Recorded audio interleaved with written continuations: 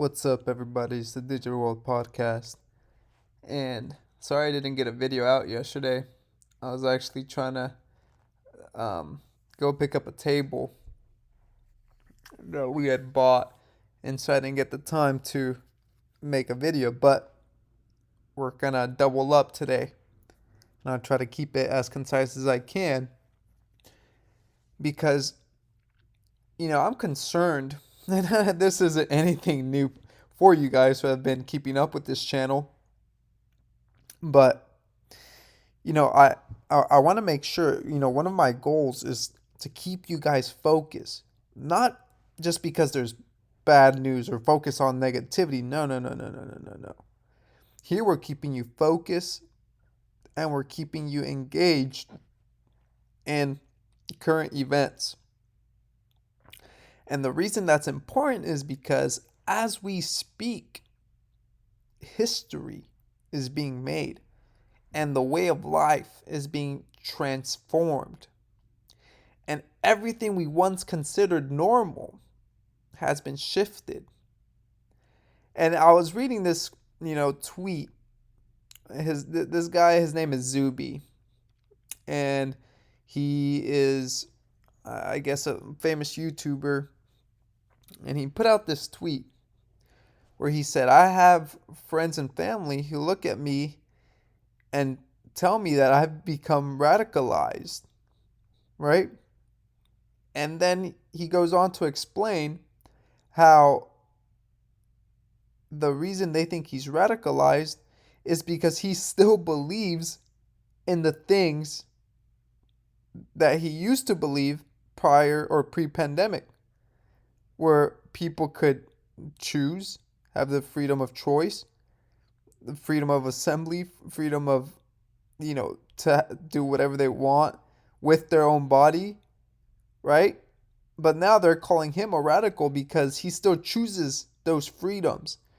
And regardless of what side of the fence you stand on the medicine mandates, he believes in these choices, right? That people have the freedom to choose. But unfortunately,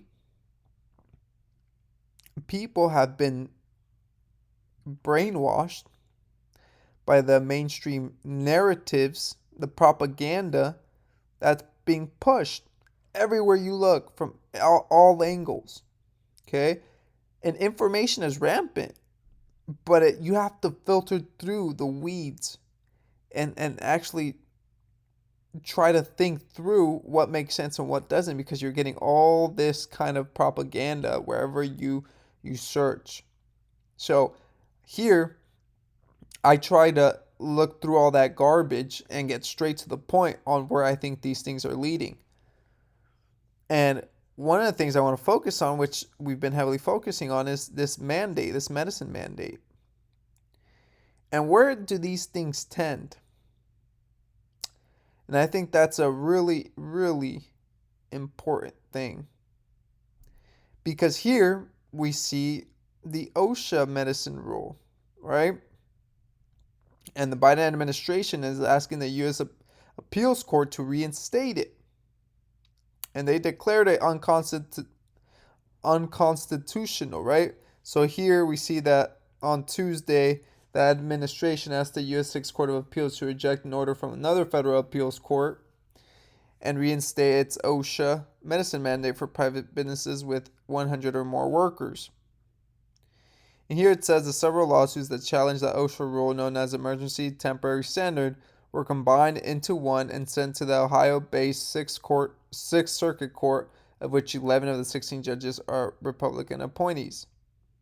Okay, 2 days after the OSHA published the rule that was scheduled to go into effect on January 4th, the Louisiana-based U.S. Fifth Court of Appeals issued an order blocking the mandate.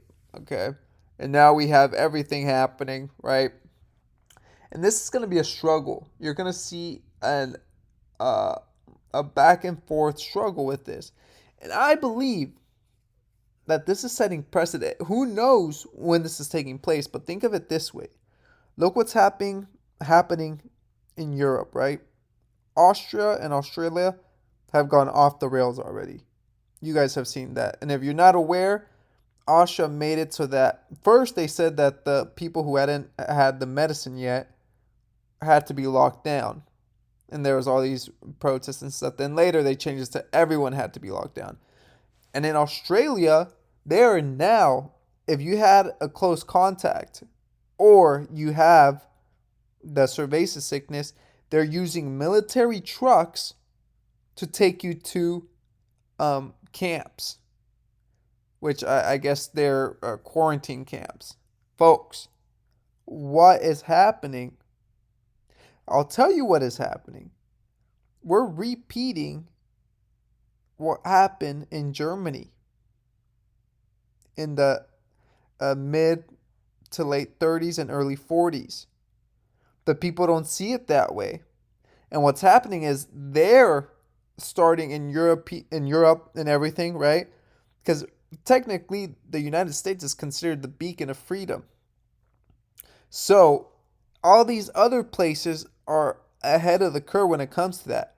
And you'll see that the United States will be one of the last countries or so, but it's coming here. All those, mandates or whatever you see happening abroad will come here to the States because none of the politicians, none of the leaders have talked about the policies and how draconian they are in other countries. And that's because it's coming here to the States. And I do believe that what may come of that is a very, very strong push to eradicate what you once had or whatever's left of freedom. And when you think about these mandates, now I'm going to transition, the statistics don't make any sense. Here we have that the cerveza sickness deaths in 2021 have surpassed all of 2021's total. And we still have about a month and so left to go in this year, despite all these treatments and medicines, right? Here we see the cerveza sickness was reported as the underlying cause of death for an estimated, 400,000 people in 2020, accounting for 11% of deaths according to the CDC. Excuse me.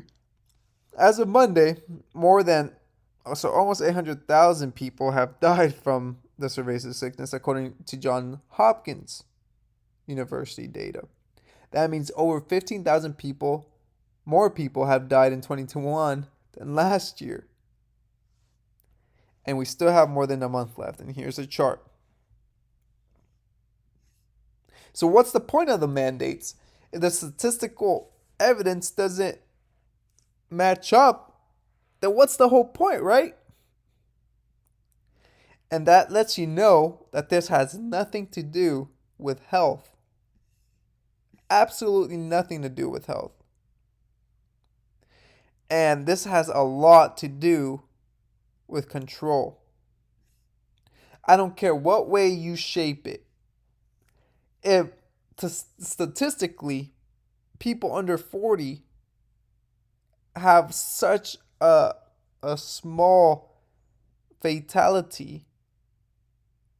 percentage of fatality, then why would they want to take this? And that's why when you see things happening abroad in other countries in terms of their policies, and the US isn't speaking out about that, that has to be cause for concern. If that doesn't cause you to feel concerned about where we're going, I just don't know what will. I guess you'll just have to wait till it happens and you're caught right-handed and the situation's going to be a lot worse. That's why in today's day and age, it's important to be mindful of the things. Think ahead. I don't know what your situation is like financially, because everyone's on a different level financially. Everyone has different goals they have in mind. But whatever that is, Keep in mind that the most important things are food, water, and some sort of shelter. Because with everything, I showed an article about, retail theft. Doesn't matter what neighborhood you are in. If anything, the neighborhoods that may be a little more upscale, depending on the area you are, could be threatened with theft. Who knows? I'm just pointing this out. It doesn't, right now, no one's barred from what's happening because everyone's being affected, whether that be the cerveza sickness, the supply chain, whatever. Everyone's being affected. So, at the end of the day, you can't eat money, you can't eat gold, you can't eat crypto. So, it's important to take care of those basic fundamental needs. Anyway, this is just some food for thought. I hope you guys enjoyed this information. But it's seriously time to consider, when is it going to come here to the States? All these draconian policies that are happening abroad are one day going to come here. So be prepared. Let me know your thoughts in the comment section below. This is Digital World Podcast, and I'll see you in the next episode.